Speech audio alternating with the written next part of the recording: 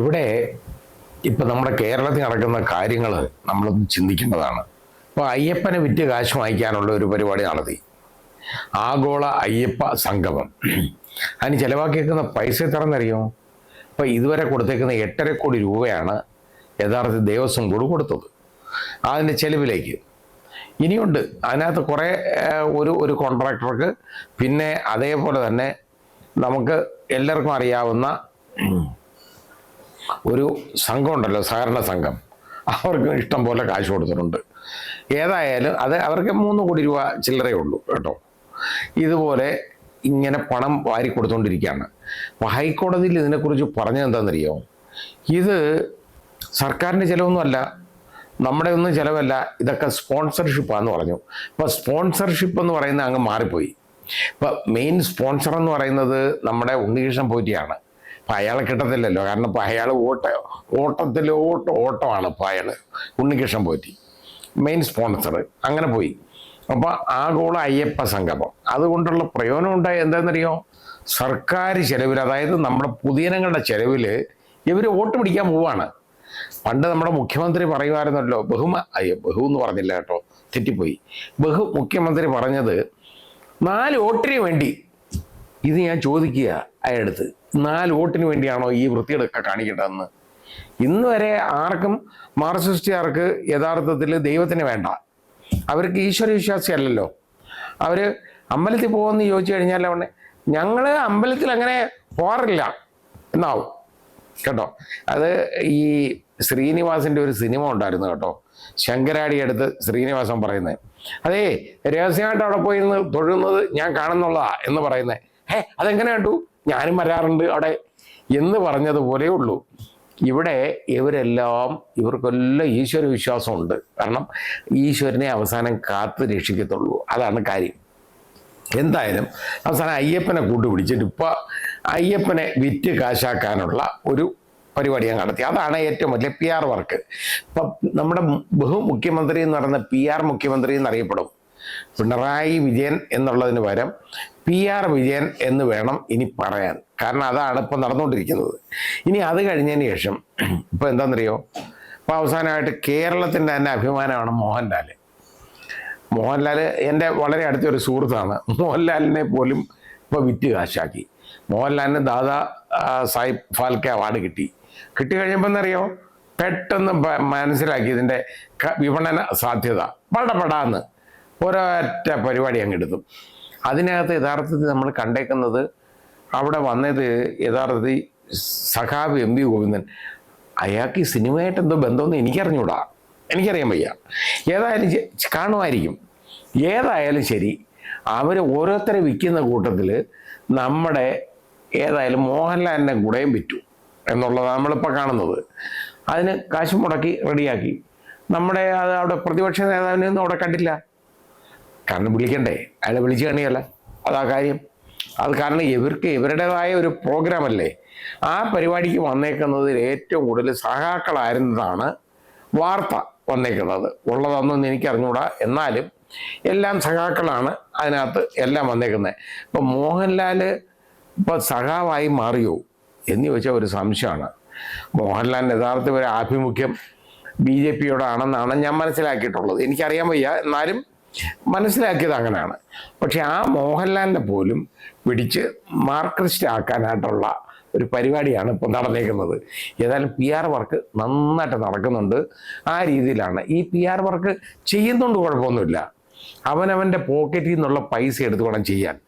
ജനങ്ങളുടെ പൈസ ഉണ്ടല്ലോ, ഇതുപോലെ പൊതുജനങ്ങളുടെ പണം എടുത്തിട്ട് ഇതേപോലുള്ള പണി കാണിക്കരുത് എന്നേ എനിക്ക് പറയാനുള്ളൂ.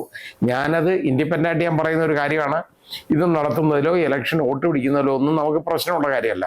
പക്ഷേ ജനങ്ങളുടെ പൈസ ഉണ്ടല്ലോ, ഇതെടുത്തിട്ട് ഇതുപോലെ വോട്ട് പിടിക്കാനായിട്ട് ആ പൈസ ചിലവാക്കരുത് എന്നാണ് എൻ്റെ സ്വതന്ത്രമായ ഒരു ചിന്താഗതി. പക്ഷേ ഇനി ഇലക്ഷൻ നടക്കും തോറും, ഇലക്ഷൻ അടുത്ത് വരുമ്പോറും എന്തൊക്കെ മാമാങ്കങ്ങൾ നമ്മൾ കാണണം. ആ മാമാങ്കങ്ങളിൽ മാത്രമല്ല പ്രശ്നം, നമ്മുടെ എല്ലാം പൈസ യവന്മാരെല്ലാം കൊണ്ട് തിന്നും. അതാണ് നമ്മൾ കാണാൻ പോകുന്നത്. പാവപ്പെട്ട വോട്ടർമാരെ തെറ്റിദ്ധരിപ്പിക്കാനായിട്ട് ഒരുപാട് പരിപാടികളുണ്ടാവും. എനിക്ക് പറയാനുള്ളത്, വോട്ടർമാരോട് എനിക്ക് പറയാനുള്ളത്, ജനങ്ങളോട് പറയാനുള്ള ഒറ്റ കാര്യം, ഇത് നിങ്ങൾ ഇതിൽ ഒന്നും കണ്ട് വഞ്ചിതരാകരുത്. കാരണം ഇത് പറ്റിയിട്ടുണ്ട്, ഒരുപാട് പറ്റിയിട്ടുണ്ട്. നിങ്ങൾക്ക് 100 രൂപയുടെ കിറ്റും തന്നിട്ട് നിങ്ങളുടെ ഇന്ന് ഊട്ടുമൊട്ടിച്ചുകൊണ്ട് പോയിട്ടുണ്ട്. അത് ഇനി സംഭവിക്കരുത്. ഇതുപോലുള്ള വൃത്തികേടുകൾ നിങ്ങൾ തിരിച്ചറിയണം. പിന്നെ വേറെ കാര്യമുള്ളതെന്ന് പറഞ്ഞാൽ എന്താണെന്നറിയോ, എതിർപാളയത്തിലേക്ക് നിങ്ങളെ ഞാൻ കുറ്റം പറയുന്നില്ല, വോട്ടർമാരെ നമുക്ക് കുറ്റം പറഞ്ഞുകൊണ്ട് കാര്യമില്ല. കാരണം ആർക്കെങ്കിലും ഒരു വോട്ട് കൊടുക്കണ്ടേ, നിർബന്ധമല്ലേ, കൊടുത്തേ പറ്റൂ. അത് കൊടുക്കുമ്പോൾ അവർ ചിന്തിക്കും, എടാ ഇവന്മാർ തമ്മിലടി നടക്കുമ്പോൾ എങ്ങനെയാണ് വോട്ട് കൊടുക്കുന്നതെന്ന് നോക്കും. അത് ശരിയാണ്, കുറ്റമല്ല. പക്ഷേ തമ്മിലടിയല്ല, എന്തടി നടന്നാലും ശരി, ഇത് ഇലക്ഷൻ കഴിഞ്ഞിട്ട് കിടന്ന് അടിച്ചോട്ട്. നിങ്ങൾ ഒരു തവണ ഒരു പരീക്ഷണത്തിന് നിങ്ങൾ നിൽക്കണം. കാരണം ഇതുപോലെയുള്ള ആ വൃത്തികേടുകൾ, ഇതുപോലെ നമ്മുടെ വോട്ടർമാരെ കബളിപ്പിക്കുന്ന, ജനങ്ങളെ കബളിപ്പിക്കുന്ന ഇടപാടിന് നിങ്ങൾ നിന്ന് കൊടുക്കരുത്. നിന്ന് കൊടുത്താൽ ഇനി കൂടുതൽ നാൾ കാണത്തില്ല കേരളം. ഇപ്പോൾ അതാ സംഭവിക്കാൻ പോകുന്നത്, ഒന്നും കാണത്തില്ല. ഇപ്പോൾ ഇവിടെ അങ്ങ് പറഞ്ഞുകൊണ്ടിരിക്കുകയാണ്. അതായത് കേന്ദ്ര ഗവൺമെൻറ് 220, ഞങ്ങൾ 2221 കോടി ചോദിച്ചപ്പം അവിടെ 240 കോടി തന്നുള്ളെന്ന്. അവർ തരുന്ന എന്തിനാന്ന് അവർ ചിന്തിക്കത്തില്ലേ? ഇതുപോലെ കൊണ്ട് തിന്നാനുള്ള പൈസയാണെന്ന് അവർക്ക് മനസ്സിലാവുമ്പോൾ അവർ തരുമോ പണം? അതാണ് കാരണം. ഈ ഗവൺമെന്റിന്റെ കെടുകാര്യസ്ഥത മൂലം മാത്രമാണ്, അഴിമതി മൂലം മാത്രമാണ് കേന്ദ്ര ഗവൺമെന്റിൽ നിന്ന് പൈസ കിട്ടാത്തത്. അല്ലാതെ കേരളത്തിന് കിട്ടാൻ അർഹതയില്ലാത്തതുകൊണ്ടല്ല, അർഹതയുണ്ട്, പക്ഷെ തരത്തില്ല. അതിൻ്റെ കാരണം ഇതാണ്. ഇത് കൊടുത്തു കഴിഞ്ഞാൽ യവന്മാർ കൊണ്ട് തിന്നും എന്നുള്ളത് അവർക്കറിയാവുന്നതുകൊണ്ട് അവർ ഇതിലും കുറച്ചുകൂടെ ബുദ്ധി ഉള്ളവരായതുകൊണ്ടാണ് അവർ കൊടുക്കാത്തത്. അല്ലാതെ കേരളത്തിന് കിട്ടാൻ അർഹതയില്ലാത്തത് കൊണ്ടല്ല അവർ തരാത്തത്. ഇതാണ് എനിക്ക് മനസ്സിലായിട്ടുള്ള ഒരു കാര്യം. ഏതായാലും ഒരു കാര്യം ചെയ്യണം, വോട്ടർമാരെ ശ്രദ്ധിക്കുക, നന്നായിട്ട് നോക്കുക, ഇതിനെക്കുറിച്ച് പഠിക്കുക, മനസ്സിലാക്കുക. ഇതെല്ലാ കാര്യങ്ങളും ശ്രദ്ധിച്ച് വേണം. നമ്മുടെ വോട്ടവകാശം എന്ന് പറയുന്നുണ്ടല്ലോ, നമ്മുടെ ഏറ്റവും വലിയൊരു അവകാശമാണ്. ഈ അവകാശം നമുക്ക് വിനിയോഗിക്കേണ്ടത് ഇങ്ങനെയുള്ള സാഹചര്യങ്ങളിലാണ്.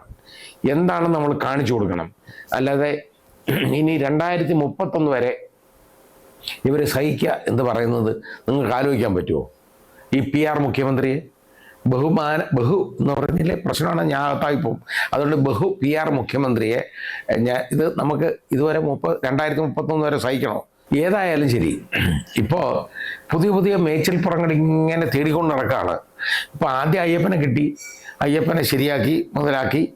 പക്ഷേ അതിന് അയ്യപ്പൻ തിരിച്ചു പണി കൊടുത്തു കേട്ടോ. അതാണ് ഈ ഉണ്ണികൃഷ്ണൻ പോറ്റിയുടെ രൂപത്തിലും പത്മകുമാറിൻ്റെ രൂപത്തിലും അതുപോലെ പ്രശാന്തൻ്റെ രൂപത്തിലും ഒക്കെ വെളിയിലേക്ക് വന്നേക്കുന്നത്.